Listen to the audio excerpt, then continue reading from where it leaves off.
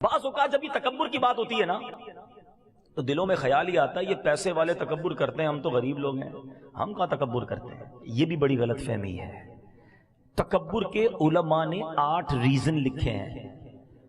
تکبر علم کی وجہ سے بھی آتا ہے، تکبر عبادت کی وجہ سے بھی آتا ہے، مال کی باری تو تیسرے نمبر پہ آتی ہے، تکبر اقتدار کی وجہ سے بھی آتا ہے، تکبر خوبصورتی کی وجہ سے بھی آتا ہے، تکبر طاقت کی وجہ سے بھی آتا ہے۔ اب علم سے کیسے تکبر آتا ہے؟ کسی بندے نے دنیاوی علم حاصل کر لیا یا دینی، علماء بھی بن گئے۔ جی میرے مذہبی بھائی بیٹھے ہیں ادب کے ساتھ، کیونکہ علماء نے کتابوں میں لکھا کہ اگر آپ دینی علم بھی سیکھ گئے اور اس کے بعد دوسروں کو حقیر سمجھنے لگے کہ ان کو تو آتا ہی کچھ نہیں، مجھے اتنا کچھ آتا ہے، تو یہ بھی تو تکبر ہے نا۔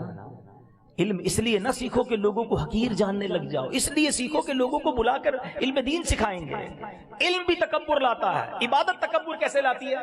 کوئی بندہ 5 ٹائم کا نمازی بن جائے، قرآن پڑھنے لگ جائے، پھر کہ دیکھو لوگ تو کچھ بھی نہیں کرتے، یہ تو جمعے کی نماز نہیں پڑھتا، میں تہجد بھی پڑھتا ہوں۔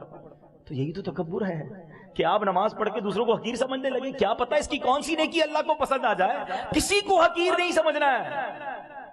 ایک بار سفیان ثوری رحمت اللہ تعالی علیہ اپنے بیٹے کے ساتھ ایک سفر پر جا رہے تھے، ایک سرائے خانے پر رکے، دونوں باپ بیٹے سو گئے، پورا قافلہ بھی تھا، سب سو گئے۔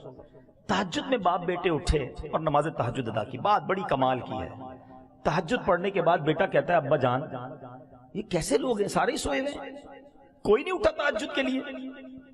والد صاحب نے جو بیٹے کو جملہ کہا نا، اللہ کرے دل میں اتر جائے، کہتے بیٹا تو بھی سویا رہتا تو بہتر ہی تھا۔ آئی سمجھ میں بات؟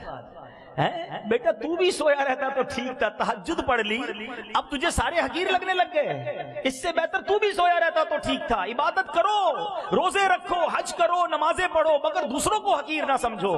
مجھے کیا معلوم میری ساری عبادتیں کہیں منہ پہ نہ مار دی جائیں۔ ڈرتے رہو اللہ جو کیا قبول کر لے۔ مالک ناقص ہوں، کمزور ہوں، جیسی ٹوٹی پھوٹی ہے تیری شان کے لائق نہیں، یہ ٹوٹے سجدے تو نے ہی قبول کرنے